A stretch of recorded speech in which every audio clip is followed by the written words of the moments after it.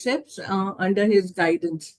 I'm happy to share that this workshop will be completely free of charge, and because there are limited seats, they will be allotted on a first come, first served basis to the registered delegates of the conference.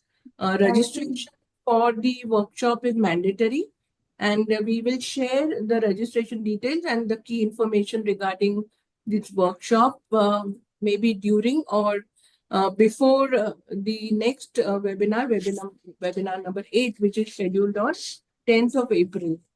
I urge you all to attend all sessions of the pre-webinar series henceforth, and also uh, be with us, register for the hands-on workshops. In addition to the workshop by Dr. Sergio Porta, we will also be having another workshop by Dr. Krishnamurti. Again, the details of the same will be shared with you shortly. Additionally, all participants who complete the workshop will obviously be awarded a certificate of participation from the Council of Architecture. So I urge you all to take advantage of this incredible opportunity to learn, collaborate, and enhance your expertise.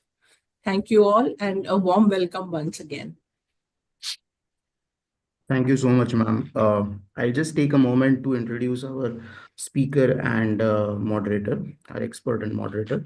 Dr. Sergio Porta, graduated in architecture and PhD in urban and environmental planning at the Polytechnic of Milan, visiting scholar at University of California at Berkeley, USA, currently professor of urban design, director of urban design studies unit, course director of MSc UD program at the Department of Architecture of University of Strathclyde, advisor to international organizations, member of editorial books of leading journal in urban science and design, section editor of urban morphometrics and design at the journal Discover City, Springer Nature, and regularly invited speaker to international conferences. He has published several papers on his international career, reviewed journals, and 3 monographs.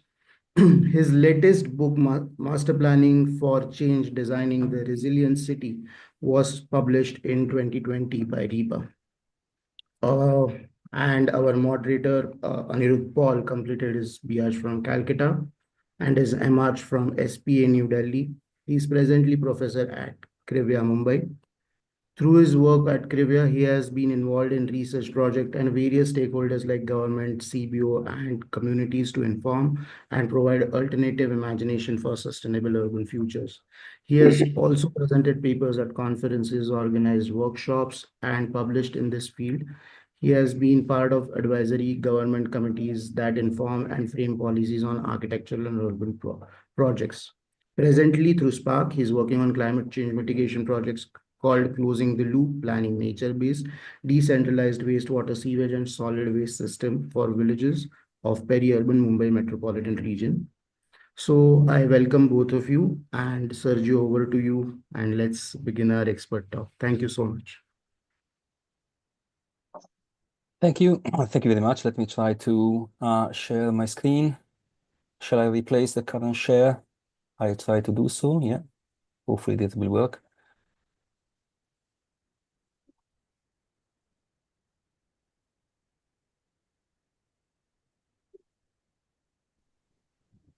Are you, let me see. Are you seeing my screen right now? Yes, Sergio. Just a small announcement, Sergio, before we start. Yes, just please. let me take a moment. Kindly, all participants, write your name in the chat box so that we come to know. Thank you, Sergio. And so that is for issuing the... That is for issuing the certificate, of course. Thank you so much. Can I go? Yes. Thank you. So first of all, let me thank all of you. Let me thank Professor Jayashree Deshpande and the Council of Architecture of India. I'm thrilled to be here. I'm honored to have been invited here for this occasion, and also to the conference and to running this workshop. The combination of these events is really exciting for all of us, including Ombretta Romice, who's not with me now, but she's cool for everything I'm going to say. And also she's going to have an option for speaking in this series of webinars, I think, on the 10th of April, if I'm not wrong. Correct me if I'm wrong. So looking forward to her contribution as well. Let me thank the organizers of the Transformation 2025 conference. Mary Thomas, in particular, I've been in touch with nearly every day recently, and the DYP School of Architecture. And let me thank finally Anya Rudapol and Mariusz Gorey for moderating this webinar. Thanks so much for helping me today. And finally, all of you, I read there are more than 50 people online, so thanks for being here at this webinar to attend what I'm saying. So starting off, it's about urban morphometrics, technological innovation for evidence-based evolutionary design, a rather complicated title, I'm afraid. I'm going to cover 5 strands of topics. The first one is the characterization process, and the second one is the master planning process. And the idea is the characterization process would be the heart, or should be the heart of the master planning practice. And I hope over this talk, you're going to understand what I mean with that.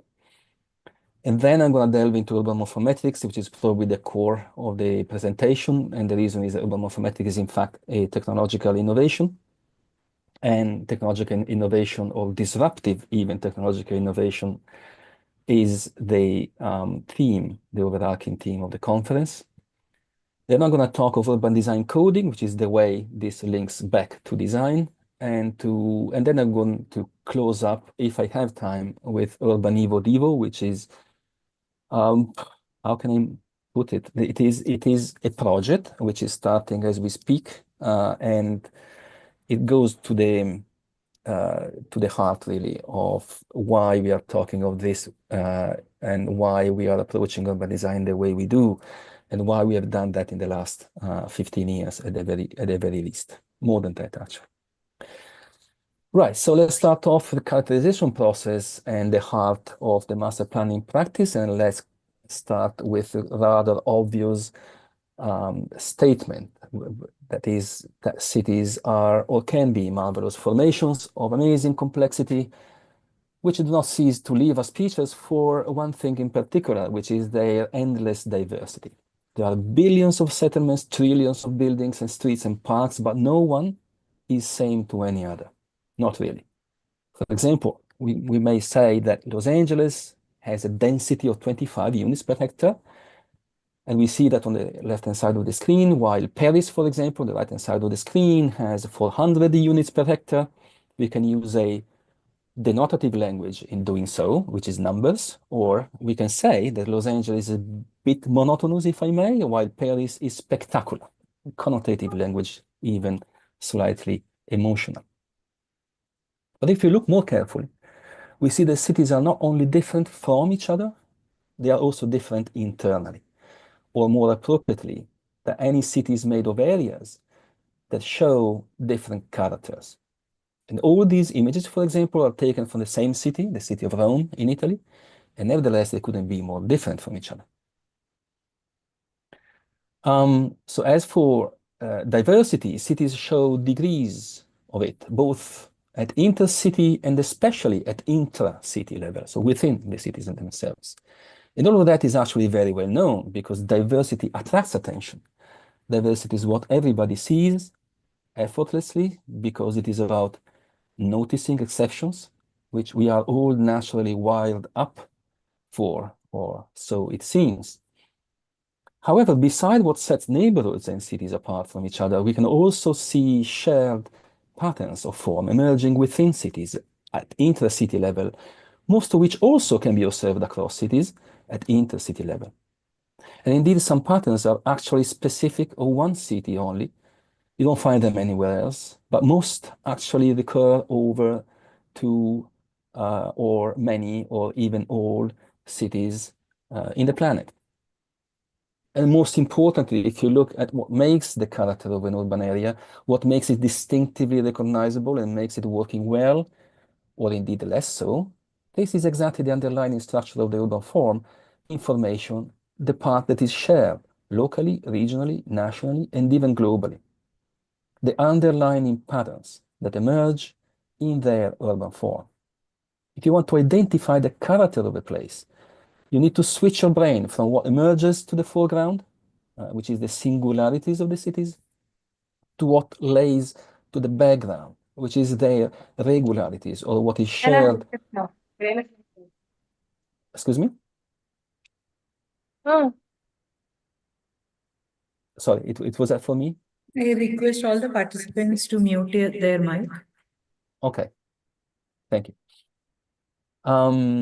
So I was saying that if we want to identify the character of places, the one that really is linked to their functions, they function, the way they work and the way people perceive them, we need to switch our brain from the singularities to the regularities.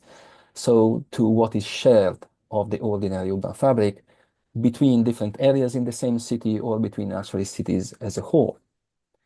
So we have to switch our brain to recognize the patterns of urban form, and these patterns are the recurrent ways with which the elements assemble in a whole that is distinctively typical. The distinct and unique way in which they are homogeneous, or indeed the same distinct and unique way in which they are heterogeneous, or anything in between. This is what really counts, or what really we focus our attention on. So this is an image of Siena, for example, on the left-hand side of the screen, which tells us of a very homogeneous built environment, while Glasgow on the right-hand side, in this part of Glasgow at least, conveys an image of heterogeneity, and yet with some character in it. And there is a profound reason for this interplay between diversity at the visual level and similarity at a deeper structural level to occur in cities so regularly over all kinds of cities everywhere in the world. And the reason is that urban form is a product of cultural evolution, human cultural evolution. As such, it works according to evolutionary rules, exactly like other complex adaptive systems in nature, culture, and society. And then we have already named evolution a few times so far. We have done so somehow generically, but indeed not lightly, I hope.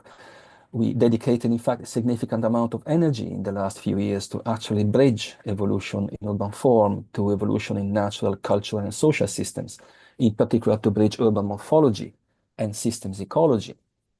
In fact, it turns out urban form seems to show all characteristics of a complex adaptive system of the same class as the social, cultural, economic, and properly environmental systems that urban form grows up with. And as such, urban forms seem changing according to the panarchy described in systems ecology. At scale, which is on the left-hand side of the screen, you see that change occurs along what is called an adaptive cycle, which roughly develops in 4 phases. And names have been attributed to these 4 phases. I'm not going to get deeper into that, but they are called exploitation, conservation, release, and reorganization on a closed cycle. And this idea, developed independently in system ecology, resonates profoundly, though, with the Burgage cycle. Just to make an example, there are many examples of that, which in this case was described by M.R.G. Konzen in urban morphology. M.R.G. Konzen is one of the great fathers of the discipline. And however, across scales, to the right-hand side, change occurs along the double track of the panarchy system, so-called, where conservative, top-down, and innovative, bottom-up, super cycles interact by connecting the individual adaptive cycles at scale as they continue to unfold over and across all the scales. And like if that was not complex enough as a picture of reality, the reality of urban form, we observe also that adaptive cycles at different scales, they roll forward at different speed, roughly very much like in living organisms.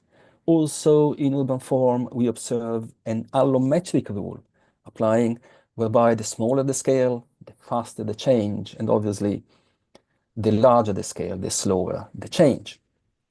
And change apparently occurs faster with buildings and plots, for example, and slower with roads and districts. And that means that every time we look at a city, and you look at that, imagine that you cut a vertical line along the diagram to the right-hand side at any point of this diagram. And that gives you a sense of what you perceive in one moment, what your experience actually is driven by at any point in which you experience the city, for example, from the human eye level. At any point, this vertical line would cut across all these scales of change, which in reality occur all at the same moment, in parallel, and all of them following their own speed of change. So being at different points in this cycle at the same time, at the same moment in time in which you perceive them. So this also explains why the larger scale is conservative, because these cycles very rarely align across scales. So the lower scale changes are effectively hindered in most cases, or even prevented in most cases by what's going on at the higher scale, at the larger scale. Okay, this is a bit of, if you like, I wouldn't call it technicality, but as I thought that diving a little bit into the complexity of these mechanisms would be informational. But what do we see, in fact, before our eyes every time we experience the city? We may, for example, see a relatively stable situation at mid-large scale coexisting with a booming situation at mid-low scale. Here we can see these three scales simultaneously at work in Barcelona, with an enduring road structure, very stable in time, established by the Plan Cerdà in 1853 to the top left. Some would say rather boring, in fact. They look very boring, although these blocks are identical to each other and they repeat themselves identically. How boring this is. And nevertheless, you can see how that triggers the incredible variety of individual projects that we currently can experience if we look at the same space, at the same city as a crowd flies, and even more so if we delve into the eye level perception of the street.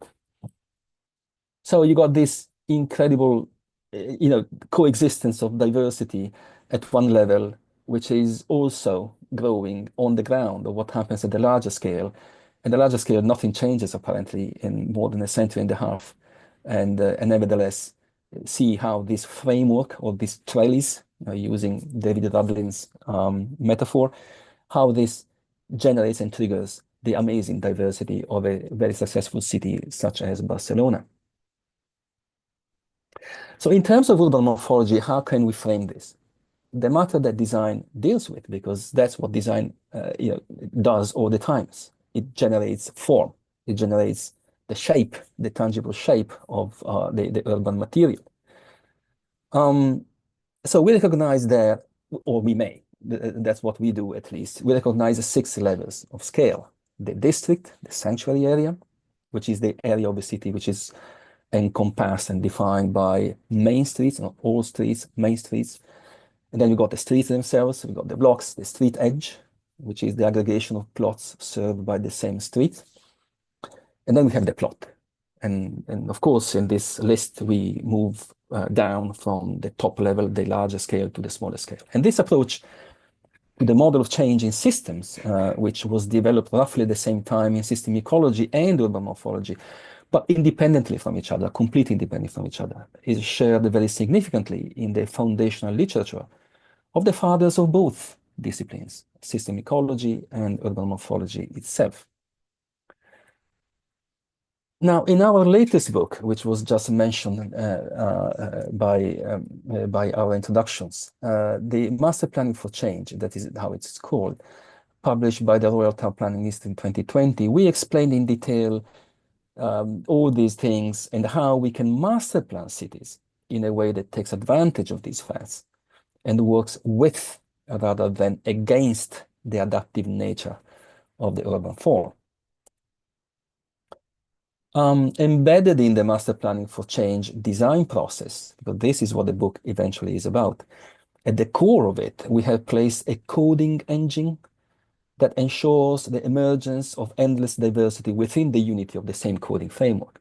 In short, the co-presence of unity and diversity that in fact is the signature, technically speaking, of everything evolved. We call this coding engine local urban code, or LUC, and we have been working with that now for nearly more than 15 years, actually, looking backward to when I still was in Glasgow even. So the book is about that, is about how we can work as designer in a framework that acknowledges the evolutionary nature of a city. How can we design something that evolves continuously? What is our position in that? That is a very, very tricky question in many ways for us as urban designers. So what is a local urban code then? Well, very shortly, the local urban code is a repository of information that describes the urban form at plot to block level, which we want to take as a reference when we design new developments or regeneration. And this information is numerical, it is systematic, though in the local urban code format, still not comprehensive and not scalable enough. And we will see in a moment that this is that the development of local urban code into a more comprehensive and scalable tool is what we did with the MorphoMetrics more recently. And this is another point I want to make, which I will come back to this later in this presentation. It is about coding. The information source from the urban form itself is then translated into design codes for architects and developers and everybody else to work with. The coding system is brought all the way down to the level of the plot by way of what we call the plot pass, and others as well, the plot passport mechanism. It is because of the coding system that we can point our design efforts only to the structure of spaces, again, what David Radden called the trellis, while stepping back from everything else, which we call the roses, or the roses in the same metaphor of the trellis. As for the roses, in fact, it is for society at large to shape and reshape constantly in time. Landowners, architects, developers, engineers, electricians, inhabitants, housing associations, community leaders, local planning officers, and so on and on and on. Complexity is astounding. It's just breathtaking. It is endless. We can't design that. But what we can design is, in fact, the structure, the trellis. Can't design the roses, but perhaps we can have a good look at the trellis, can't we? And in terms of the master planning process, again, the result is a carefully granular spatial structure that is introduced in the making itself of the plan. As you can see in this master plan of the larger district of Glasgow, as you can see, nothing that would strike you as an intellectual bomb at first sight, which for us is actually a plus, I have to say, but instead a sense of composed, hopefully appropriate and timeless city designed for being adaptive and therefore organized around what is human and what simply makes sense. Or you can term it in a sort of higher way, you can define that as grasping the collective wisdom, which is embedded at that level, at a profound level, in the form of the city. All right, then. So far, we have introduced a few essential elements of the context, intellectual context and practical context as well, of what I want to tell you in particular today. And what I want to tell you about in particular today has to do with this recent research outcome I just mentioned, a technological innovation, the name of which is urban morphometrics. And before approaching a short description of this achievement, it is important to keep in mind where it comes from, that the reason why we have come to discovering it is that while being engaged with our students in development of design, in design terms, of all I just said, we felt acutely the need for something that did not exist yet. And that is a scalable method for the comprehensive numerical description of urban form, a direct development of the local urban code. In a nutshell, the urban morphometric is a digital ecosystem that generates the numerical taxonomy of urban form comprehensively and at a very, very large scale at the same time. fundamental problems that we had to face in the making of the method were, for example, the identification of the morphometric elements that we needed to describe in order to capture the urban form as a phenomenon, or the definition of the operational taxonomic unit, which is the lowest ranking taxa correspondent in biology to the individual or the population, depending on the taxonomic level at which you conduct your analysis. Now, let me, in this chapter on the morphometrics, I'm going to get a little bit deeper into it. And of course, not expecting, try to follow me, even if you don't get the whole of it, at the first phase, because this is not the point. The point is just giving you a hint of what lies, in the backstage to what you can actually see at the end, like the product of the work. So let's make a step into this direction. For example, the morphometric elements, urban morphology literature consistently indicates that 3 elements are primarily constituent of the phenomenon of urban form, and these are very simply buildings, streets, and plots. And here is a problem, because if buildings and streets are straightforward, relatively straightforward, okay, there are nuances there, but they are relatively straightforward. Intuitively, we can grasp the meaning of them. Because we have a relatively uncontroversial geodata vectorial information describing these 2 elements, and we can access those consistently at very large scale, but the same, quasi-consistently. The same cannot be said of the plots. The plots are regularly defined in different ways across different regions and national states, and are therefore difficult to retrieve consistently across cases at very large scale.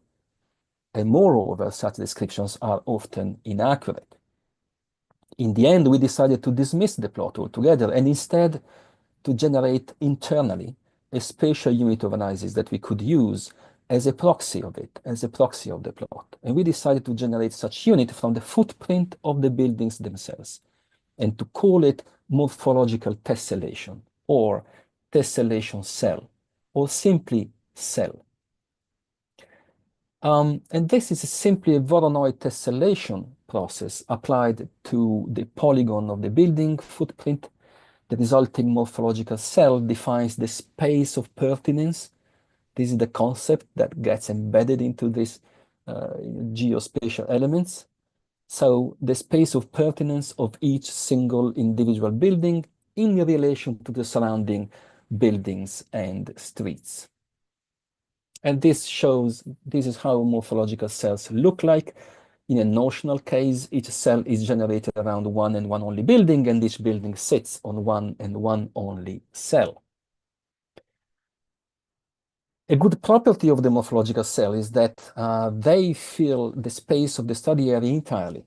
There's not one single square centimeter which is left over. They fill that entirely and contiguously. Because of that, we can define for each cell the aggregate of all cells that are contiguous to it up to an n order of contiguity, which we decide. We call this boundary the context of the cell. And in this image, we can see the context of 2 cells located in different areas of the city of Prague. In fact, one is more historical area and the other is a more outskirt or peripheral area of the city. And each of these have their respective context.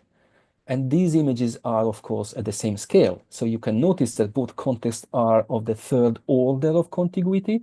But as you can see, the purely topological nature of distance, which is not metrical in this case, it's a topological number of steps involved in the generation of the context, results in very different extents. So the size of the context are very different, depending on the granularity of the urban form, which is a character of the form itself. So contexts are therefore locally sensitive in this model. And finally, we conducted comparative studies across cases where we had a reliable information on the real plots, which you can have somewhere. And we conduct in Prague, for example, we had this case, and we concluded that the validation was positive, and that the tessellation cell is in fact a proxy, or can be used as a proxy of the plot, and it is the kind of proxy of the plot we were looking for. So with that conclusion, we had completed the 3 morphometric elements of urban form, again, buildings, streets, and cells, or plots, in fact. and we could move forward to measure them. Now, for scalability purposes, we also needed a way to measure these things, which needed to be extremely parsimonious. Extremely parsimonious because in terms of input information. And again, for scalability purposes, you can't even imagine to, map entire continent or the entire planet. At least we have the potential to do so. If we don't reduce the input information dramatically. So we reduce it to the real bone of it. Our model, the MorphoMetrics model, works with two only geodata layers. The first is the building footprints, and the second is the street network. And to be honest, we also use a third information, which is the height of the building, which is an attribute of the building footprints, whenever we can have it. And nowadays, recently, this information at the global scale, in fact, is becoming increasingly available for free. So this is something that is really positive and really, makes our work easier.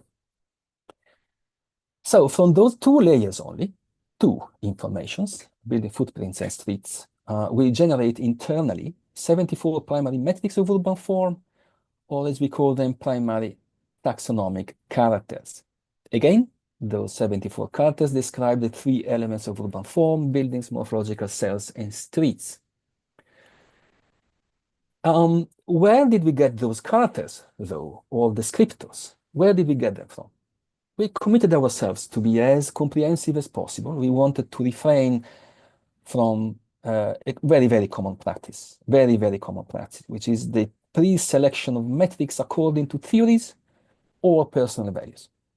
Ideally, we wanted to use all of them, like if that thing existed. But the intention is to actually use all the available metrics, all the metrics existing in urban morphology literature to describe the form of cities.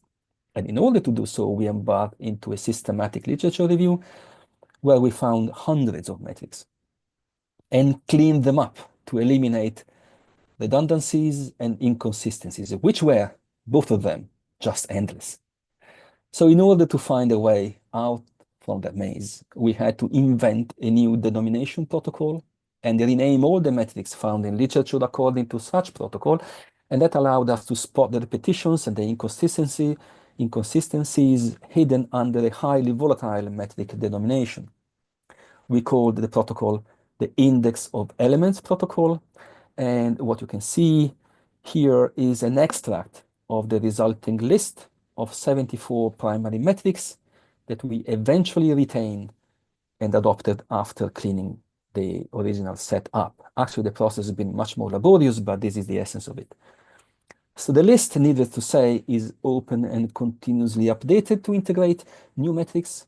And for that, I would refer to Martin Fleischmann's monpy.org website, which is a repository of the codes that we use. You can find all the codes that you can use in Python language, and you can use that as you please. So this set of metrics spans over 6 categories of traits, visible traits, and these categories are their dimension, their shape, their spatial distribution, their intensity, their connectivity, and finally their diversity. All these 6 categories are made of a certain number of metrics that we use to describe the urban form, and these elements, the 3 elements of urban form. You can see here examples. Sorry, I'm afraid I'm seeing on the screen arrows and things which I'm not sure if I have generated, not willing to do so. Anyway, I'll keep going and then perhaps somebody can try to clean it up. Anyway, so these metrics are attributed at the tessellation cell level, which means that we are generating all these metrics for each and every building in the case study. And however, each metric is measured from each cell within a spatial boundary that depends on the scale at which the metric itself is measured. For example, when you measure a street or the street connectivity, you may go all the way up to the entire case study. While when you measure, for example, the alignment of a building to the solar cycle, that you measure at the level of the single individual building. So these metrics actually are measured at the small, medium, or large scale, just to be very simple, right?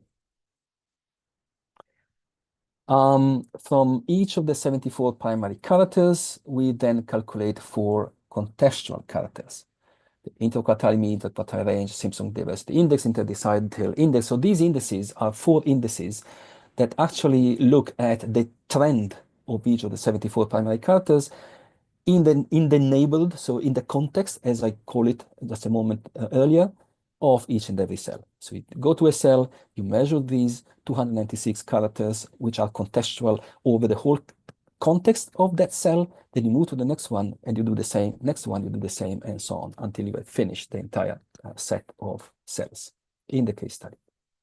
So the results is 296 contextual characters, which are measured in this way for each building in the case study. Right, so to sum it up, this is a classic, if you like, urban morphometrics workflow. A session goes, as you can see here, we start from 2 input data, from which we generate the 3 morphometric characters,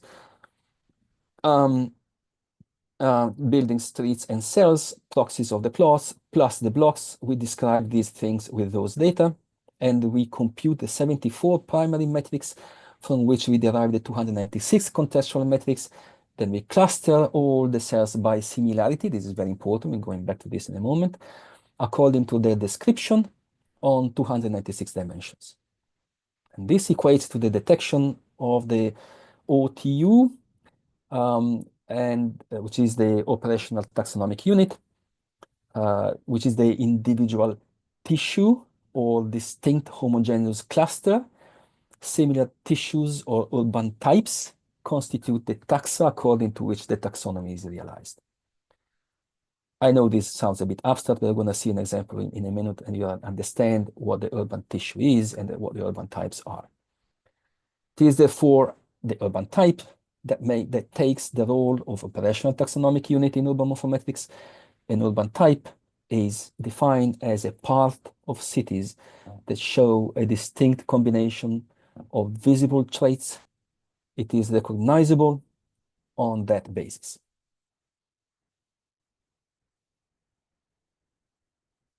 So, all right, what do we do? What do we make of all this? What is the result of a typical urban morphometric analysis? Well, let's start by saying one thing first, that when we talk of 74 primary characters, it means that we actually calculate all of them in each case study. And the case study can be as small as a neighborhood and as large, and I'm talking of things which have been realized already, as large as 4 national countries in Central Europe for more than 80 millions of buildings. And by the end of the year, our former PhD student and dear friend, Martin Flashman in Prague, is going to realize a larger aggregation, which is going to count in the region of 160 million building, bringing together, we're going to talk about that in a minute, bringing together 8 nations, national territories in the center of Europe. So this is an application to Trondheim in Norway. Okay, you see, these are maps of examples of the 74 primary metrics. For example, this is a measure of local measuredness, which measures the kind of connectivity of the street network, right? And this is a measure of building orientation. This is a measure of the proportion of cul-de-sacs in the context as a proportion of the number of intersections. And these are part of the 74 primary characters. Same time, we have the mean of granularity of cells and the range of the same thing, granularity of cells, and the local diversity of the same thing, granularity of cells. And these are trend, so we call them contextual metrics. So you can see here 3 of the 4 that we produce out of each of the primary.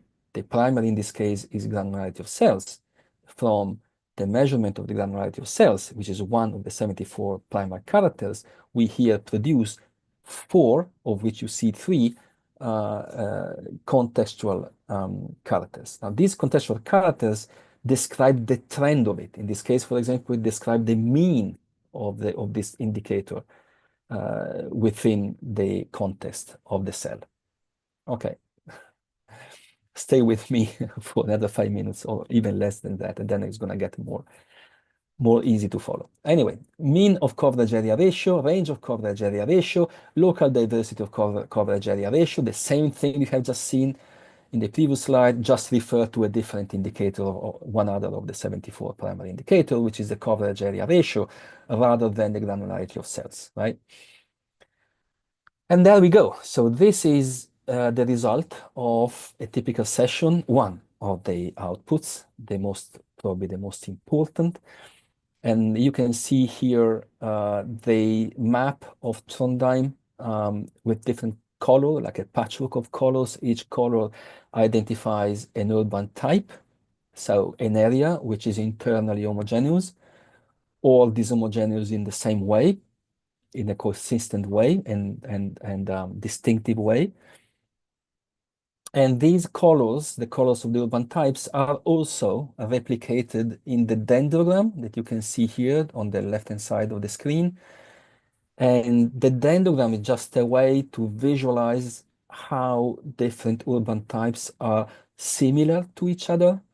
And we can calculate the similarity statistically because each urban type is described by a numerical profile, right? It's a numerical description. That's why we can use statistics to understand how similar urban types are. And I don't know to what extent you are familiar with what a dendrogram is and how to read it, but very, very quickly, you have on the x-axis the urban types, in this case identified by a number, right, from 0 to perhaps 15 or 16 actually. So we got 17 urban types from 0 to 16. And these urban types are here on the x-axis, and on the y-axis you have the level of dissimilarity between them. And the way it works is that you take, for example, urban type 3 and urban type 12. They are not the same urban type. They're two different types of urban fabric. And they meet up at this level in the dendrogram, which means that they are scarcely dissimilar, which means they are very similar. So the lowest is the point of encounter of a couple, a pair of urban types. The lower is the point of encounter and the more similar they are.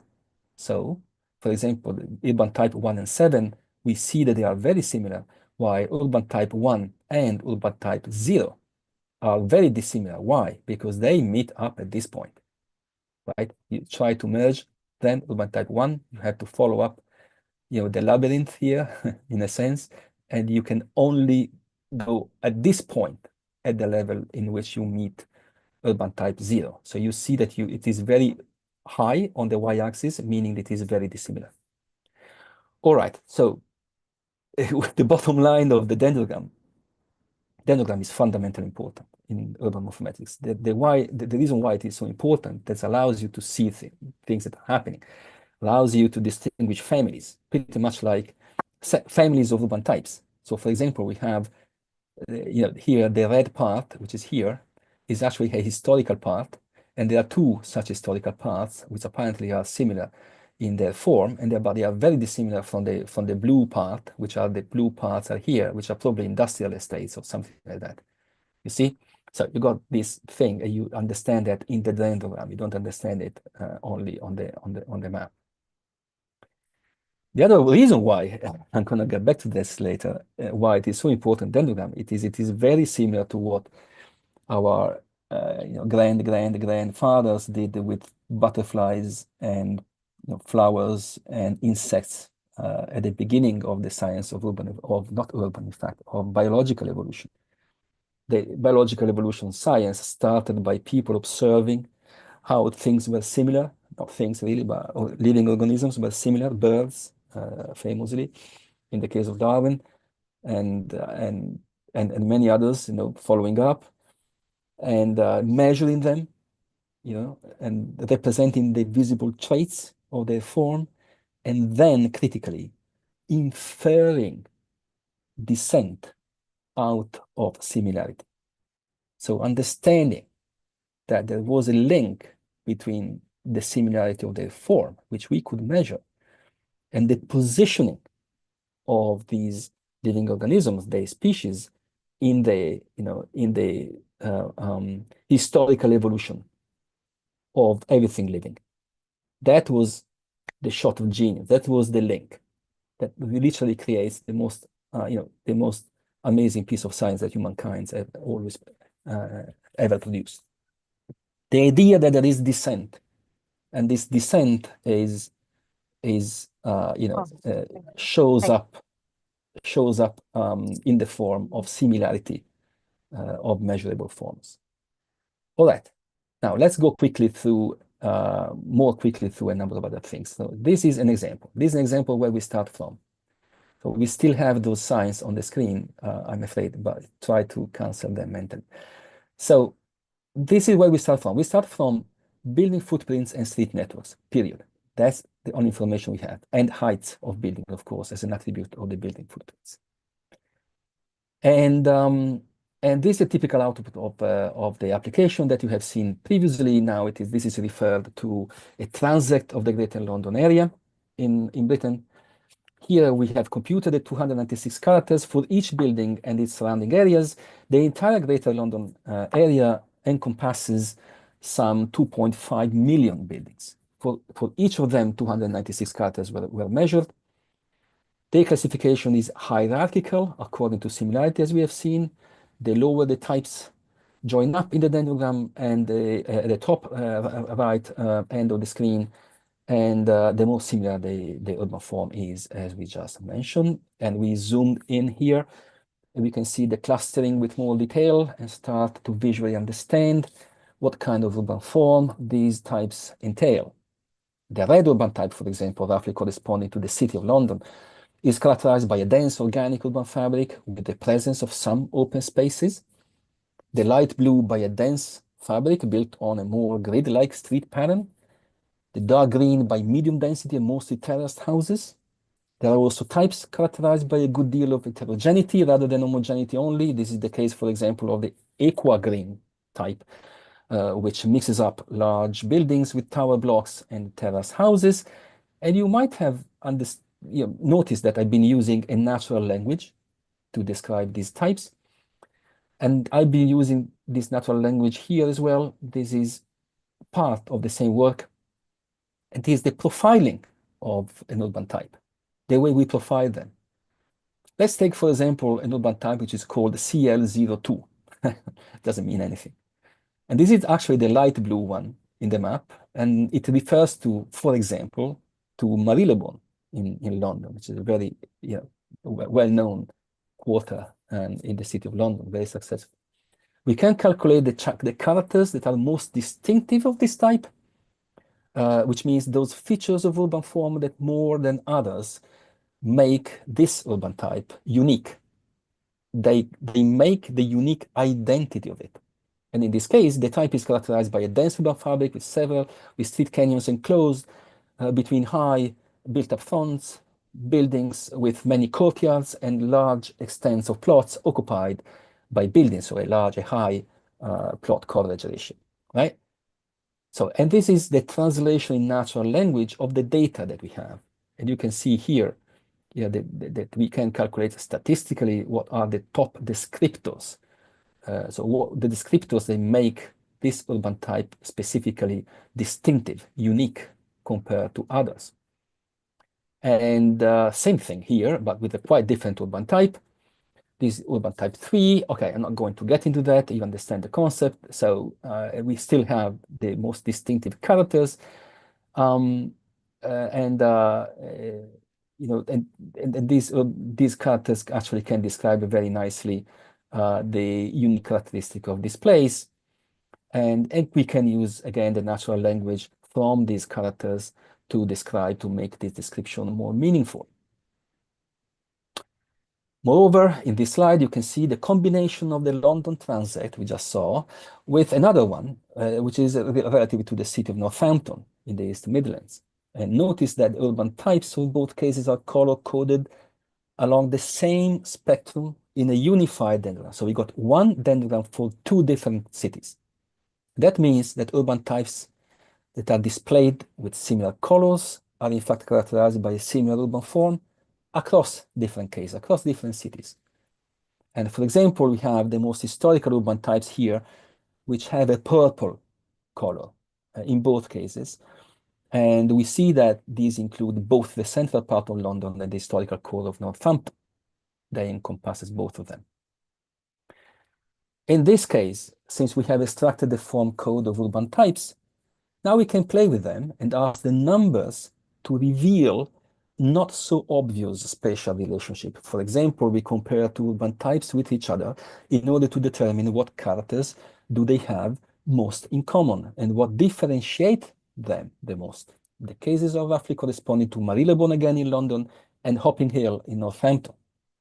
And on the left, we see that at the top of the characters are most similar across both cases, and at the bottom, those that are most dissimilar in both cases. For example, all the two types have similar street length and number of buildings per meter of street ledge. They differ substantially in terms of block area and occupation of the cell, which is again the building coverage ratio. Right, so here you can see the taxonomy of Bologna. These are all cases we have developed in the last 3 or 4 years. And in this case, I'm going to show you the case of Bologna in Italy, and this is not the largest application of the method at all. You have just seen the Greater London area, which was 2.5 million buildings. So this is actually a mid-scale or even a small-scale case. And indeed, and to reiterate one of the main points of this work, we can scale up this analysis to the regional and national level and even beyond that. Martin, to go back to the example I was making before, is covering now these 4 territories in Central Europe, which are all the national territories of Austria, Germany, Czechia, and Poland, Slovakia, and Lithuania, for a total number of buildings of 80 millions, more than that, actually slightly more than that. And by the end of the year, he is confident he can sum up other national territories like the ones of Belgium, the Netherlands, France, and Spain. And all of that building by building.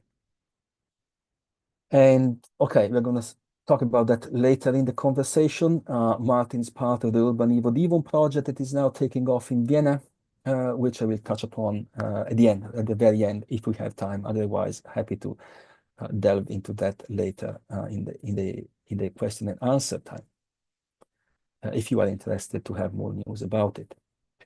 In the meanwhile, I'm showing Bologna here because we found, in this case, the best quality data we ever found, which included the cadastral parcels. In this case, we used the actual cadastral parcels with an ID which was attributed to parcels belonging to the same building, so we could merge them.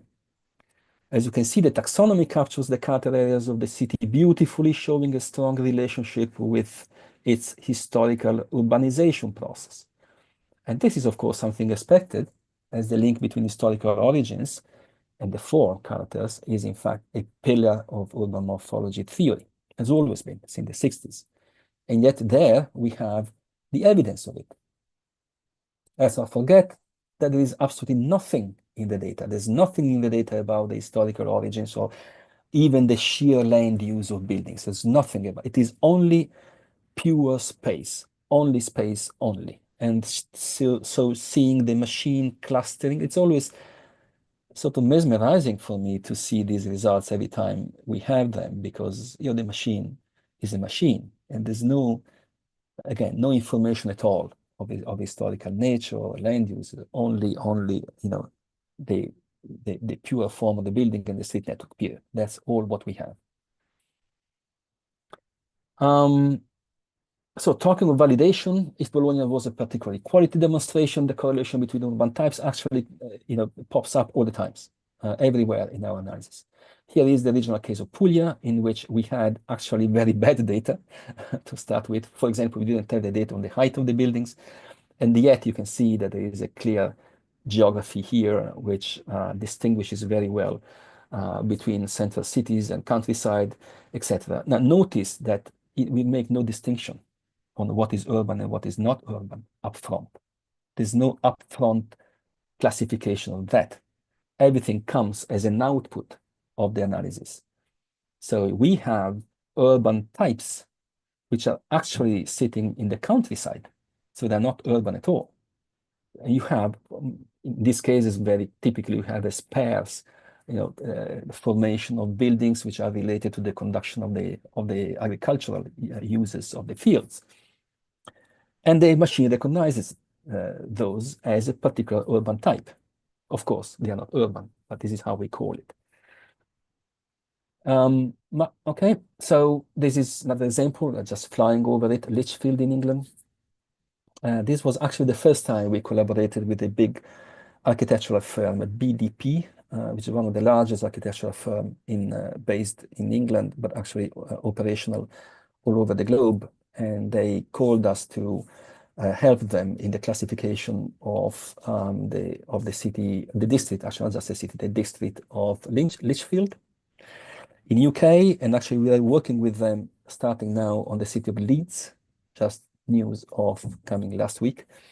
We're going to do the same for the city of Leeds, which is very interesting, and so on. And you're going to understand in a moment why this is important in England. Just be patient, and if in a few slides we are going to delve into that.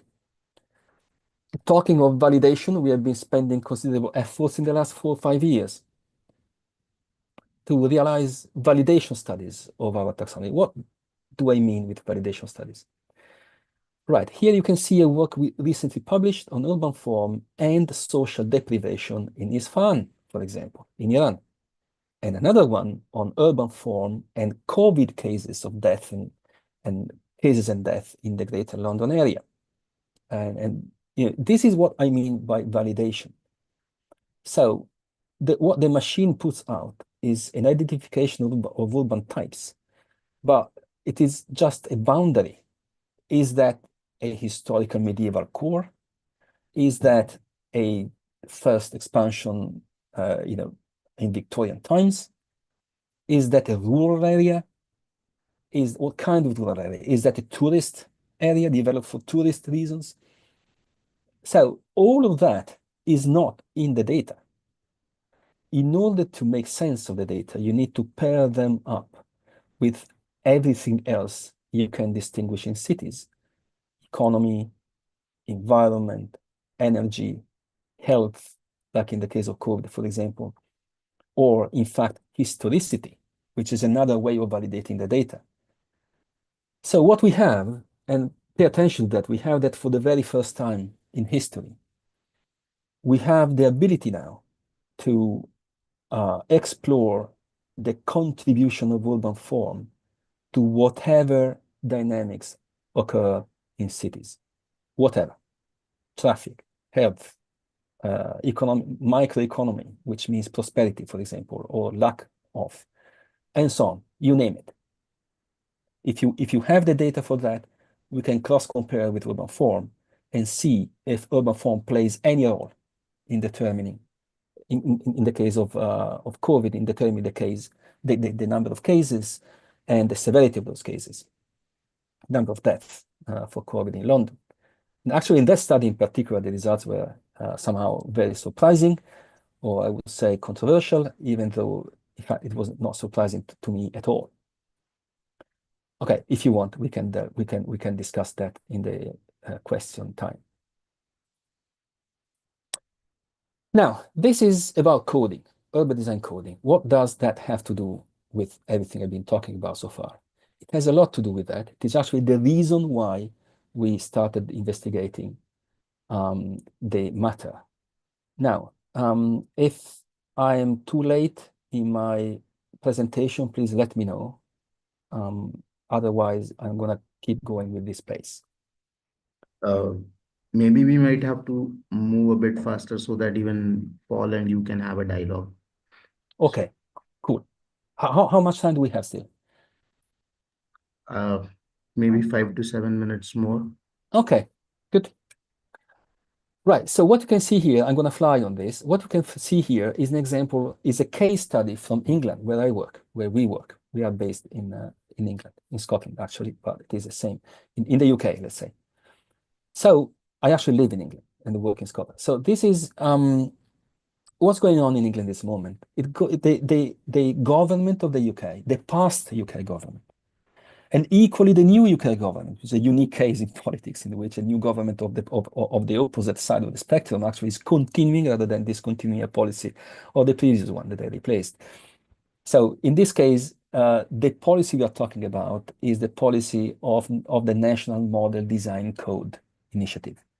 National Model Design Code Initiative was launched by the Conservative government, and then until last year, then after the election that occurred last year, the new Labour government is continuing this policy, which is based on the characterization, in fact, of cities. So what does that mean? It means that you have to, okay, let's fly over this and go right here. Sorry, I'm hearing background noise. All right, so let's move on. This is what they do. This is what the UK government wants the local authorities, all the more than 300 local authorities in the country, to do as a matter of urgency. So they want the local authorities to characterize their territory, which means recognize the different types, different urban types, in fact, which is exactly what we are doing with urban morphometrics, and to do so in a way which is conducive to coding new expansions or interventions of urban regenerations, right? How do you do that? You do that by, again, by measuring urban form. Well, we do that by measuring urban form. In many cases, in most cases, this is done out of, if you like, your own vision and your own urban theories. For example, you may want to identify in the city, let's say that this is the city of Lichfield. It is not, but just for the sake of the argument, that you want to identify the high-rise city, the town, city center city, the industrial areas city. These are all types of urban form. And you conceptualize them in a diagram like this one. And out of your conceptualization, you derive some numbers. For example, you want a certain density in that urban type. You got higher density here than you have here, right? You may be a higher coverage ratio of the plot here than you have here. And you extract that from your own diagrams that you design on the ground of your own experience. What we do is that we do exactly the same, but actually we measure things on the ground at a very, very large scale. And we do that in the same very moment in which the machine itself, not us, identifies the urban types. And it does so on the ground of the description, the numerical description of each and every building and their own context. Now, this policy and the urban design coding is at the heart, as we speak in England, it is at the heart of the most profound, the largest reformation of the planning system since its inception in 1947. The vastest reformation of the planning system taking place as we speak around this thing of characterization of urban form, urban design codes, which are not the same thing as the characterization, but they are derived from that, they are informed by it. Okay, so okay, let me close it up here. Then, if you want again, we can go and look into that more profoundly. One thing I want to mention though is that. Oh, sorry. Your mobile is cracking. Yep, big noise in this very moment. Now you need to mute.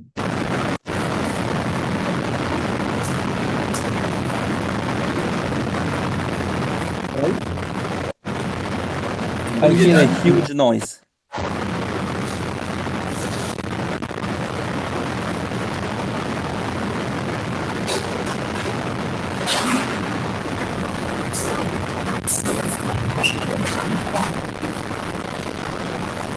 Paul, you need to mute. Hello?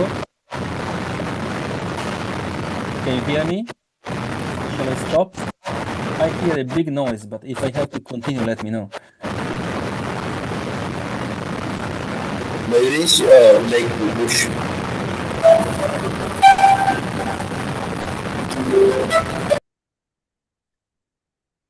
Hello? हमारे यहाँ से बहुत आवाज आ रहा था. Good? Now it is good. Can you hear me? Yes, we can hear you. Yes, yes, yes. Can I keep going? Yes, yes, please, please. All right. So quickly, what I wanted to point out at this point is that the importance and the opportunity which is raised by this sort of way of delivering master plans, for example, for cities, which is a professional undertaking. The importance of this process which is happening in England is in this moment, and the way it correlates to our work here is that it is all about urban morphology being integrated in the planning system, and not just in the planning system itself, which is what is happening in England, but also, and as a consequence of that, integrated into the education of planners and especially urban designers.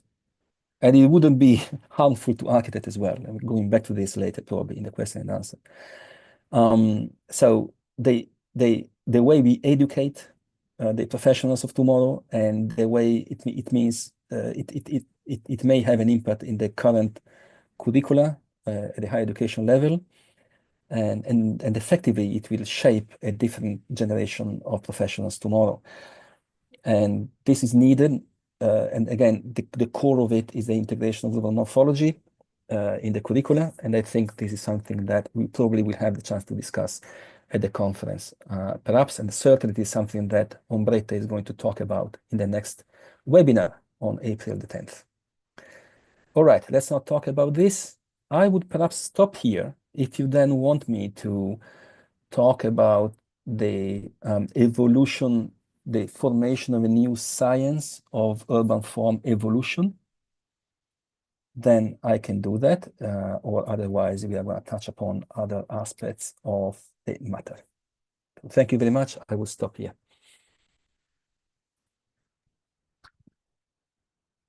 Thank you. Paul, Yeah, Mayurish, is there any background noise coming from my end? yes, there is a certain kind of white noise kind of situation. Now we can hear you.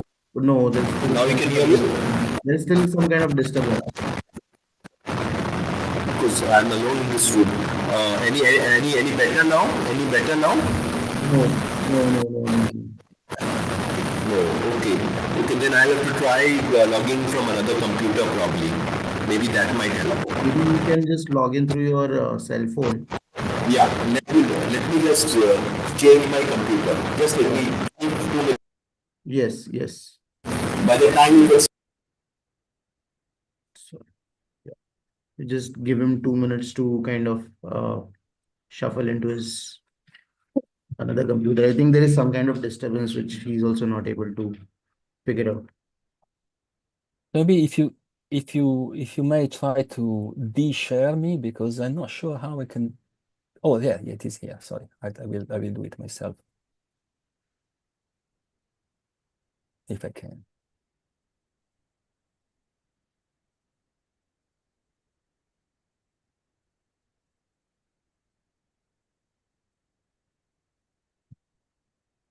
Right. Just give him 2 minutes. So maybe.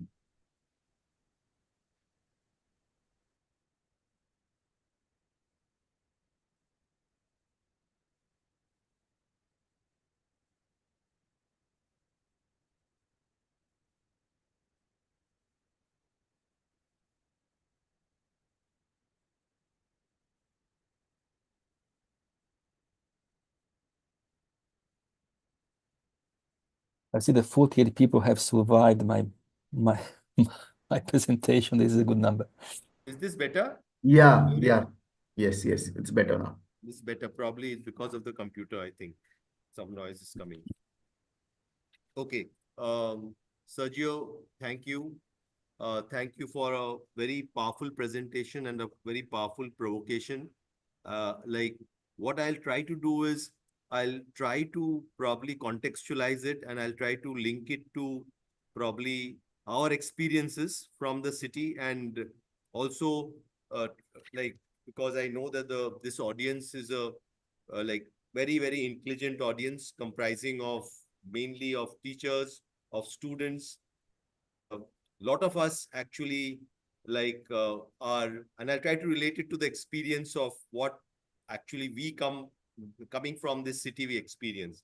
So first of all is your telling us to adopt a evolutionary approach, which is very different from like a lot of the trainings that we go through in our colleges of architecture, where we are always trained to understand the whole idea of architectural projects being more as like finished products.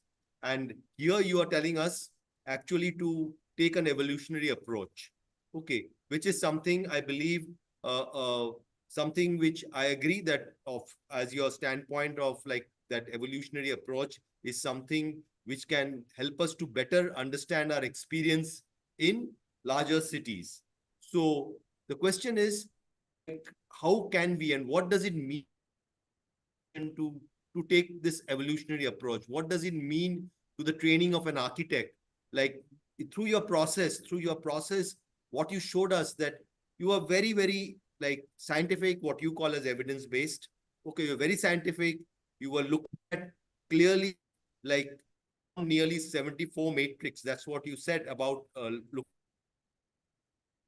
which a lot of us do through our own experience. So this whole approach of being scientific, okay, like we architects generally take the position of the creator. Okay, we always think that we are the creators.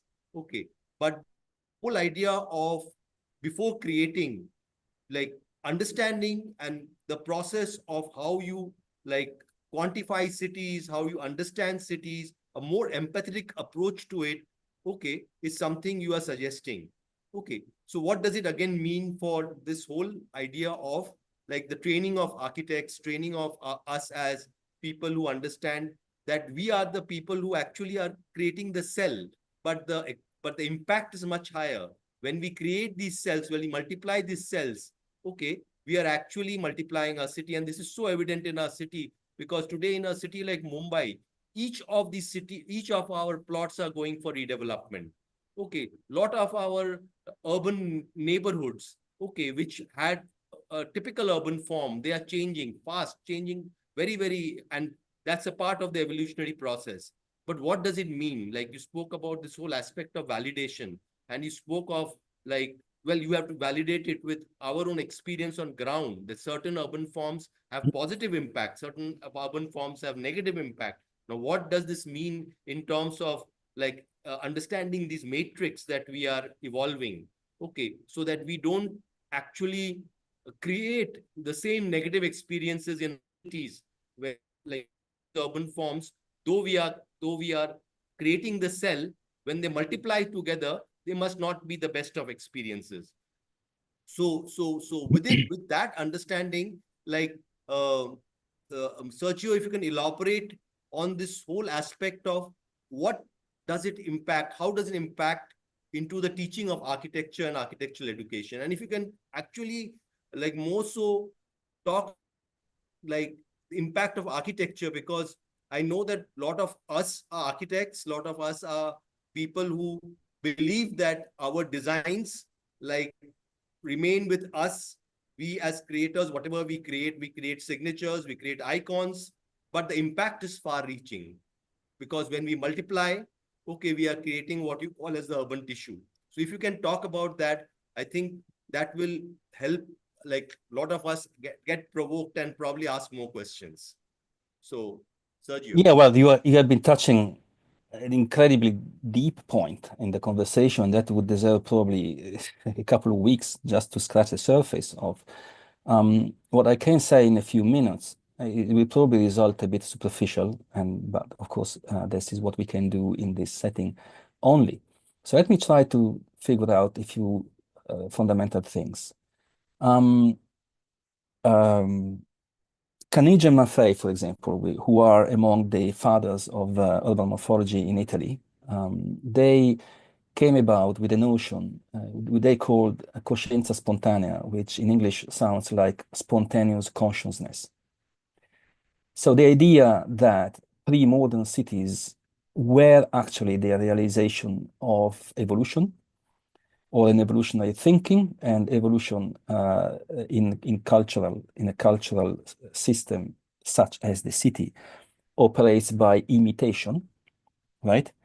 Not really imitation in the way we commonly use this term. So it's not about doing something like imitating a drawing, for example. It can be that thing, but it's not really referred to that. Imitation means the way you imitate the sound of your parents' voice when you are just born and you are trying to make sense of the universe.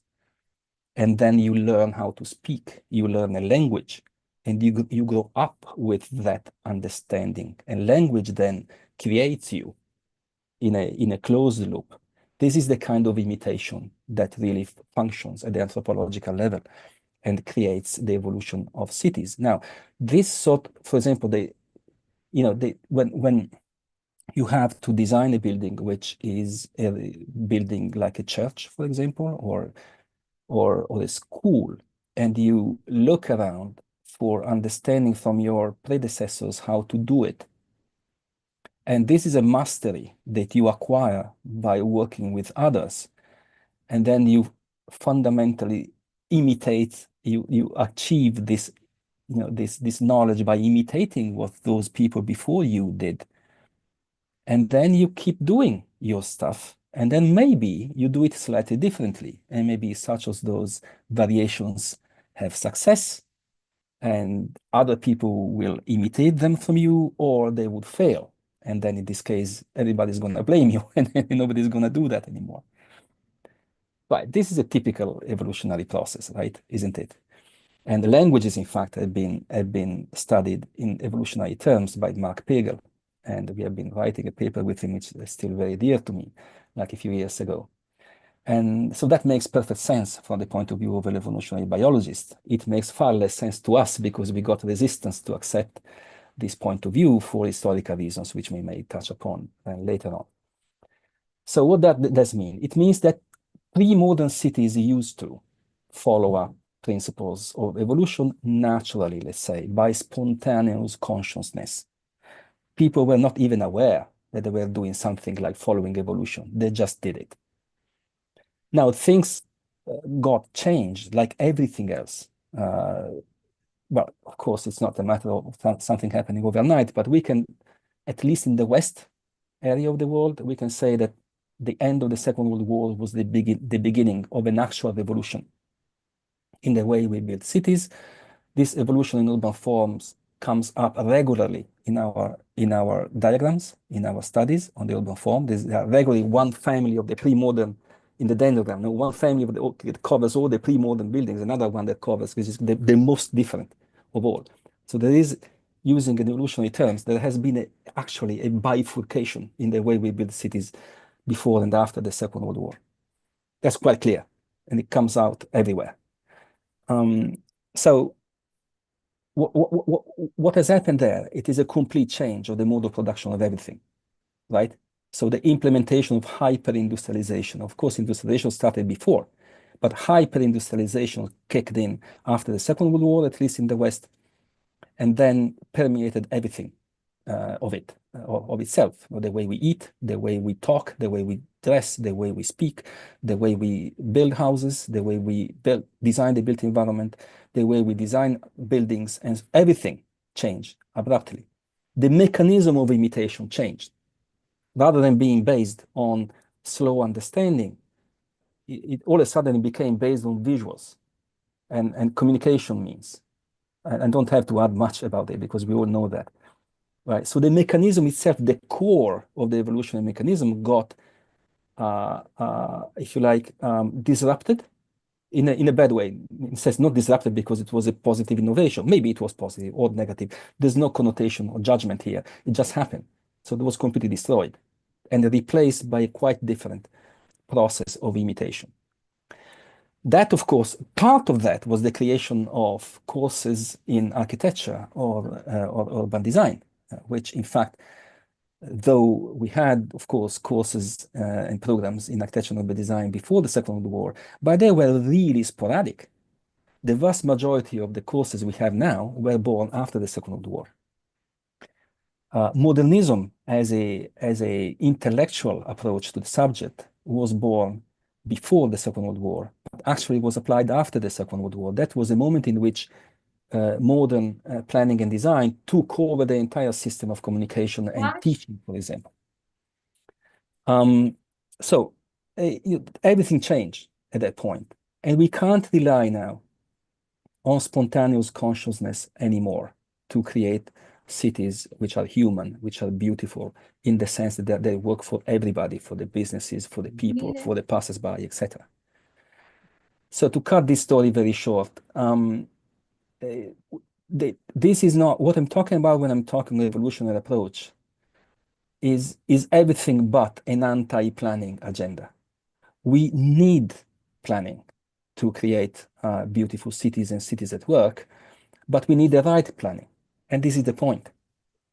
We have to reform our planning system, I think, by discussing and tackling all these elements I just very quickly pointed out, if we want to acquire the knowledge that can replace the spontaneous consciousness we have irremediably lost, because we have. Sorry, I'm hearing now some background voices. Maybe I somebody request all the participants to mute their mic. Yeah, thank you. Right, first of all, it's not an anti-planning agenda. It is not. There's another consideration regarding this. Because very often, any appeal to an evolutionary approach to architecture and design ends up into an anti-planning or anti-design agenda. This is not the case. Just look at the vast majority of the historical centers of European cities. Most of them were born out of military barracks established in the Roman times. It's also common in North Africa. Everywhere the Roman Empire was present 2,000 years ago, they built cities and streets. That's what they did over the times. And those cities started as military barracks. A city like Bologna, which I just showed, was born as a military barracks. Along the Via Emilia, where my hometown actually is, linking Milan with Rimini to the southeast and the Adriatic Sea, it has cities every 1 day of march, because that was that was exactly the distance at which the ancient Romans created their military barracks, right? And what is more rigid and more planned than a military barracks? Nothing is. It is a chessboard ruled by defense reasons. And yet, 2,000 years later, we have these magnificent places that everybody of us perceives as, naturally grown or spontaneous urban environment we are all very dear about. When people takes charter flights from the other side of the ocean to come and visit, and so on and so forth, right? Venice is another such town. It was never been a military barrack, but was there by defense reason because there were invasions. So the people in the mainland had to find a refuge in the place that nobody wanted to live in because they were too disastrous in terms of health, which was Venice. And yet, 1.5 millennia later, we have Venice. And in the 17th century, 18th century, Venice was one of the capitals of the world and one of the most evolved, the most sophisticated cities on the planet. So you see, what I'm trying to say is that at all levels, at the levels of the building, all the way to the level of the design of the streets, the most important thing is position ourselves as designer into an evolutionary framework. For example, just to be clear, to me, that doesn't mean embarking into generative or AI-driven generative process or computer-aided process of generative form. This is not the point to me. It should be humans determining the form. But we should understand where technology can help. And that's what we did with this thing, where technology can help in recovering and making newly available by scientific investigation. By scientific investigation, because science must help us in doing that, right? How we can recover the collective wisdom that is embedded in everything we do, including the modern parts of our cities, including them, right? And because that would make available that knowledge to us in a way which, this is my hope, could help us reconstitute it by science, what we have lost by, delving into a different civilization, which is what happened after the Second World War, right? We have lost something. It's quite clear we have lost something there. For example, we have lost the ability to produce the cultural heritage of tomorrow. Very rarely what we are building today, is good enough to be praised by the next generations. In the West, at least, we are seeing, we are witnessing this now, because we are already like 50, 70 years after, this first arrival, if you like, this first revolution, which was modern design and modern planning. Okay, I got nothing against urban design and modern urban design and planning, but we have to understand, we have to use what is good, and we have to use. I make no difference between them. But we need, there's no judgment here, but we need to understand. We need to make that, we need to make all cultural formations available to us. And the effort we are making is that in that direction. And we have to study the mechanism by which our students can get that information and make it, and use it so recreating the link we have lost with our own cultural evolution. Okay. Okay. Sergio, you have some questions in your chat box. Let's take the first one. The first one is by PhD students at the LJ University. Sir, hello. Hello. First, Ah, we will take the first question. I think that's a question by a PhD student at LJ University. So we will first finish that question. Okay. sure. So the question is like, how can urban morphometrics be adapted or applied in smaller cities and towns? She is talking about, especially he says where the data availability and infrastructure might be limited. So that's something I believe, Sergio, if you can take that, that should be easy for you. Are there any open source tools or platforms you would recommend for students and young professionals to start exploring urban form and evidence-based urban design? So these are the two questions. So Sergio, you can take them. First, we'll answer them. Right. So it's a very interesting question. Thank you for asking this. First of all, I would, if I had to lead a course, which I do here in Glasgow, of course, my students don't learn to use the morphometric still. The reason is that you don't start playing, Beethoven from, the symphony. You start playing the piano. You don't start playing the piano with Beethoven. You start playing the piano by making the scales. So you have to progress into it to understand really the full situation. So my suggestion is to start with the local urban code. And the local urban code is exactly something that you can do at the level of the block or at the level of the neighborhood, but that entails moving on yourself and, and drawing what you're seeing and measuring what you're drawing and doing that in a way which is structured and it is numerical. This is where we started. And, unless you are talking of a program of 2 years, for example, in which you would have a first year, which is really about, geodata sciences, etc. So you build up the skills. And then you may progress into urban morphometrics in year 2. This is something we could think about. In fact, I'm talking this language because we have been thinking a lot about this here. Unless you have this opportunity, then I wouldn't suggest to go straight into urban morphometrics because you wouldn't know what you're doing. As simple as that. The most important part is understanding what is relevant in the form of the city and what what you should look at to design, and more important, hugely important, what you shall never look to design.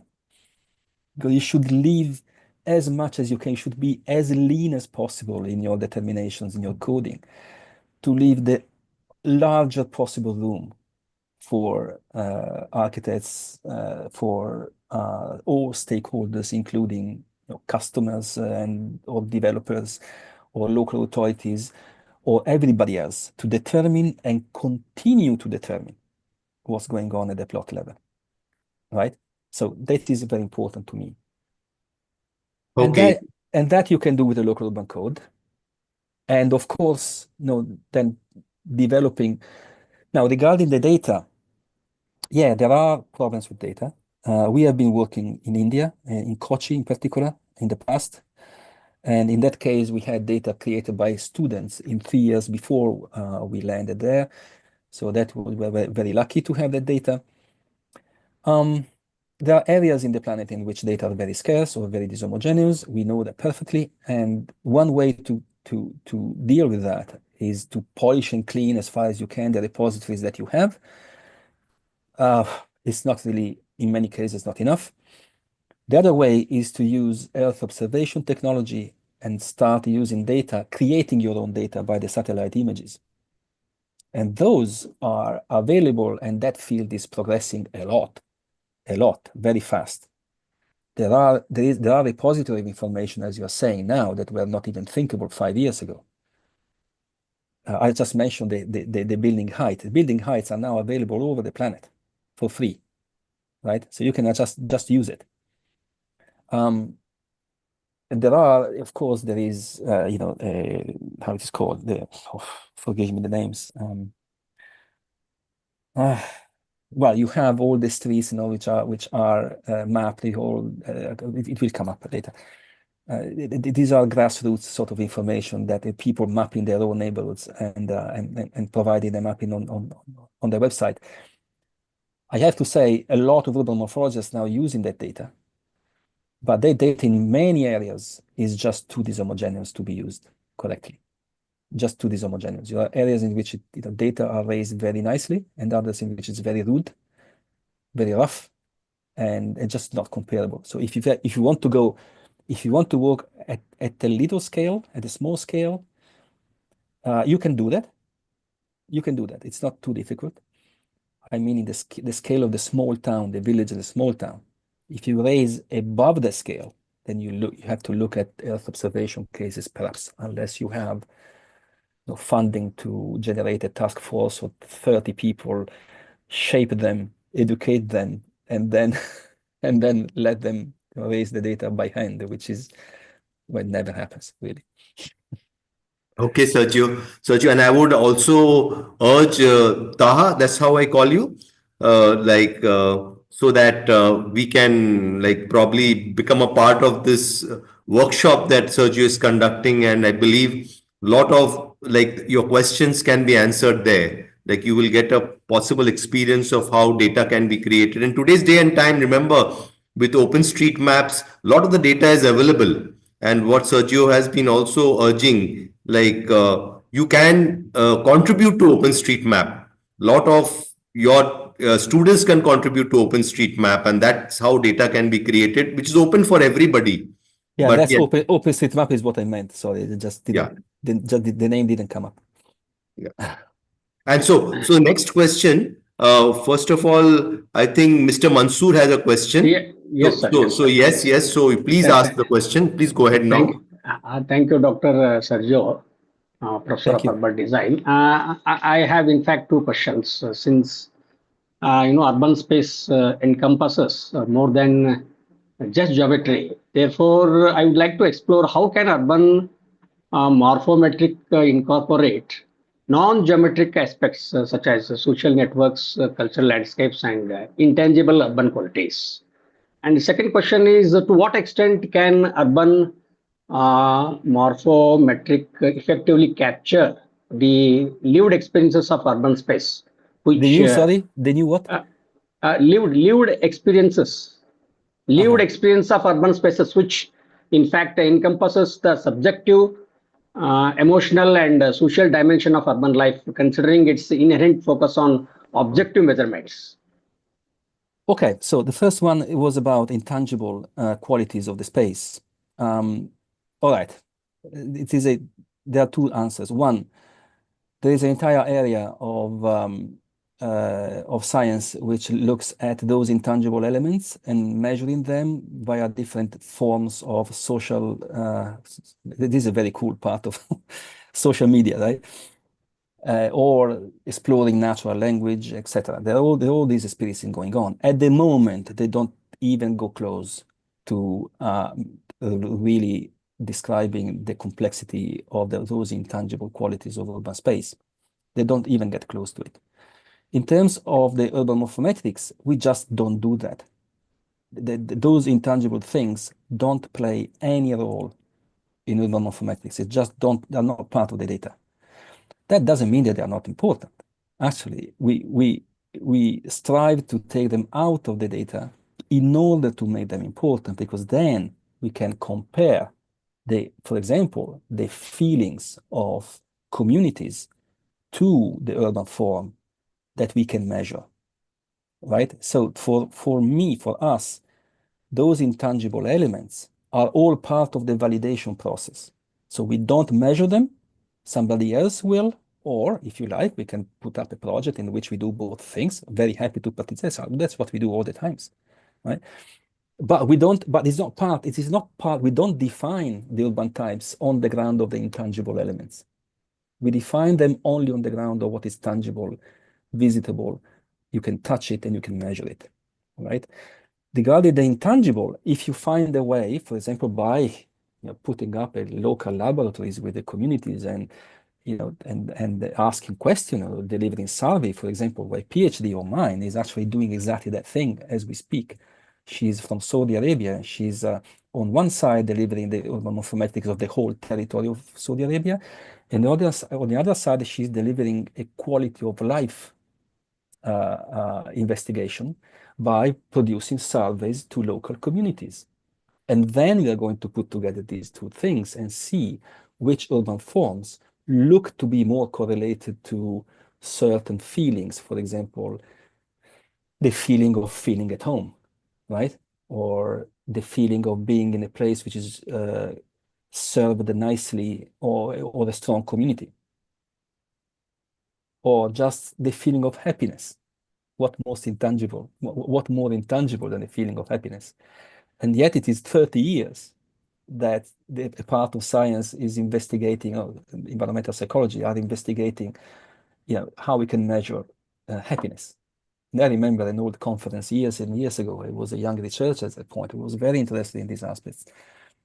And I learned in a conference that in the end, when you want to measure, the quality of life of people, just ask them how.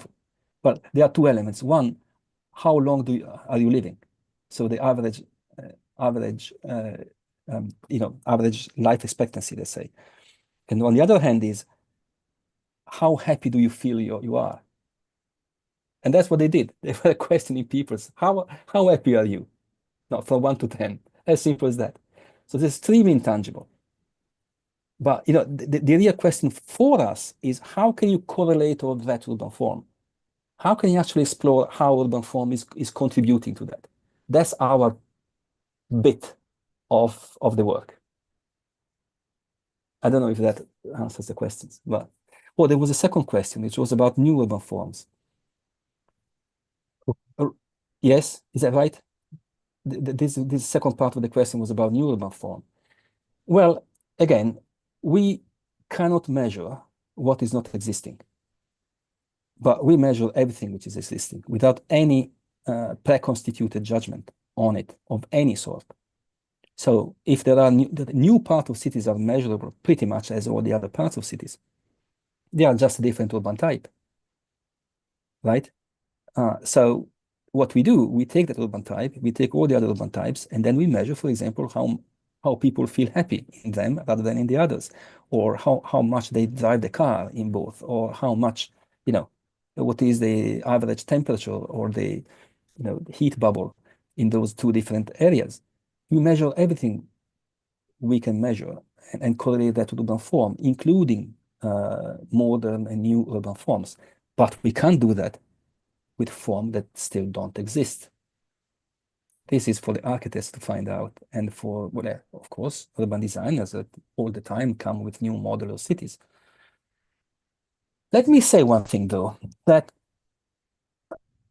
let me say that perhaps anecdotically. When I was a kid, I used to go on vacation in Sardinia. It's a fantastic place. I would suggest everybody to go there. And so that entailed taking a ferry.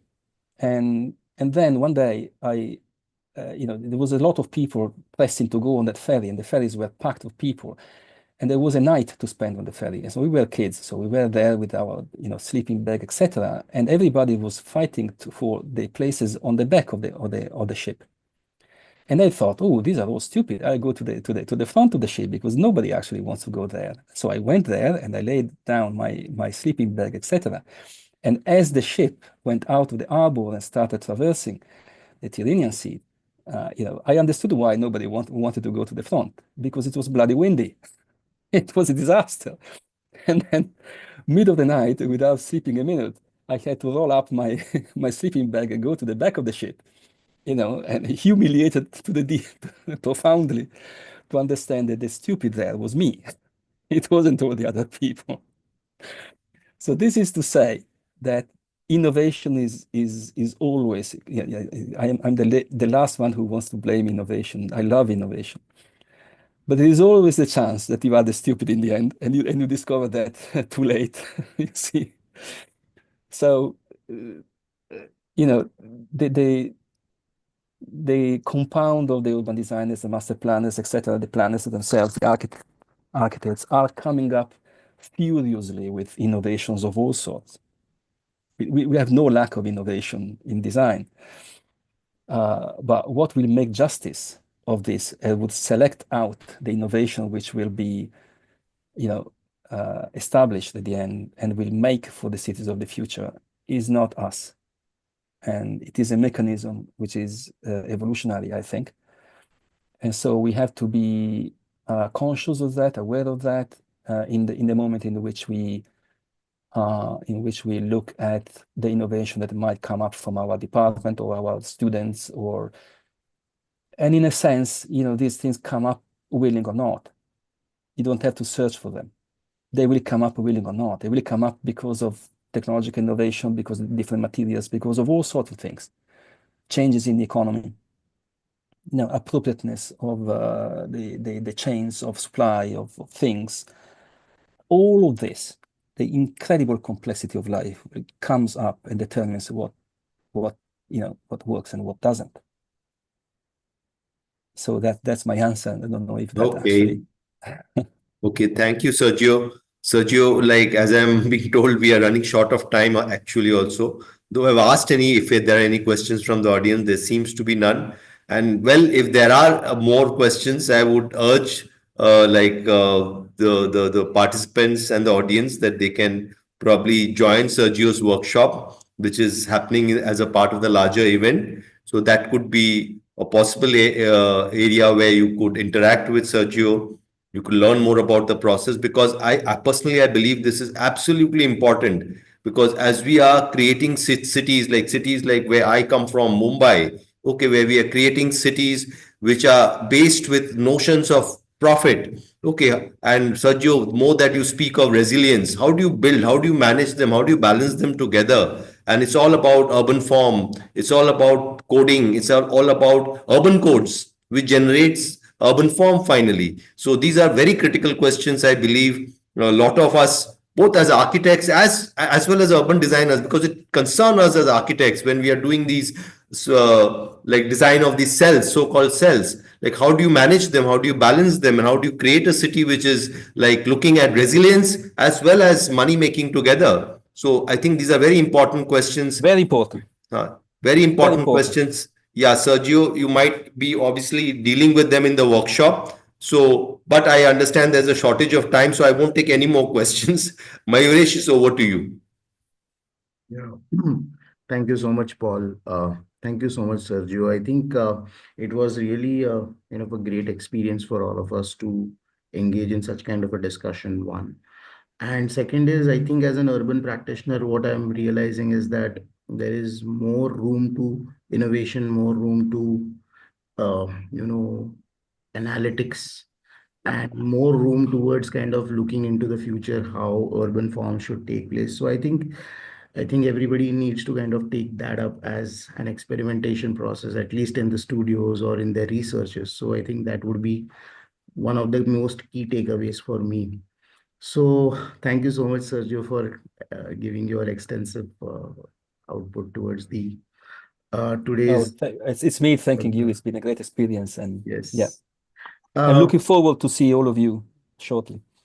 Definitely, and we are also looking forward to work with you. So really, thank you so much. Just on a ending note, kindly mark the date that we have webinar number 8 coming up on date 10th of April 2025, time 4:30 p.m. Topic: Transition in Urban Design, Time, Resilience, and Responsibilities by Dr. Ombretta Romis, leader in Architecture and Urban Design at Strathclyde University. So please mark the date, and again, see you all on the same topic and on the same discussion through transformations. Thank you so much. Sergio, thank you once again.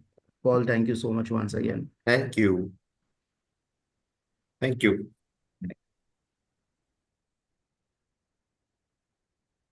We can leave now. Yes, yes, yes, yes, you can.